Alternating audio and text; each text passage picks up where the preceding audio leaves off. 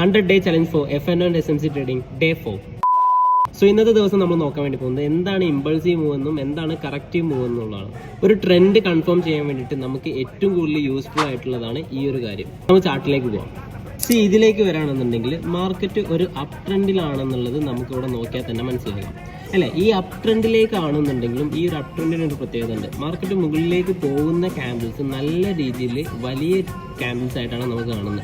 കണ്ടോ, നല്ല രീതിയിലുള്ള വലിയ ക്യാൻഡിൽസ് ആയിട്ടും അതേസമയം താഴോട്ട് വരുന്നത് നമുക്കൊരു ചെറിയൊരു മൂവ്മെൻ്റ് ആയിട്ടുമാണ് നമുക്ക് കാണുന്നത്. ഇതിന് നമ്മൾ പറയുന്ന പേരാണ് ഇമ്പൾസീവ് ആൻഡ് കറക്റ്റീവ്. അത് മാർക്കറ്റ് അപ്വേർഡ്സ് പോകുന്ന സമയത്ത് സ്ട്രോങ് ആയിട്ടുള്ള വലിയ ക്യാൻഡിൽസ് വെച്ച് പോവുകയാണെന്നുണ്ടെങ്കിൽ അതിനെ നമ്മൾ ഇമ്പൾസീവ് മൂവ് എന്നും, മാർക്കറ്റ് അതിൻ്റെ ഓപ്പോസിറ്റ് ആയിട്ട്, അതായത് ഒരു അപ് ട്രെൻഡിൽ മാർക്കറ്റ് താഴോട്ട് വരുന്നത് ചെറിയൊരു മൂവ്മെൻറ്റത്തിലാണെന്നുണ്ടെങ്കിൽ അതിനെ നമ്മൾ കറക്റ്റീവ് മൂവ് എന്നുള്ളതാണ് നമ്മൾ ഡിനോട്ട് ചെയ്യുന്നത്. അപ്പോൾ മനസ്സിലാക്കാം, മാർക്കറ്റ് അപ് ട്രെൻഡ് പോകുന്ന സമയത്തായിരിക്കും നമുക്ക് ഇമ്പൾസീവ് മൂവ് മുകളിലേക്ക് ഉണ്ടാവുന്നതും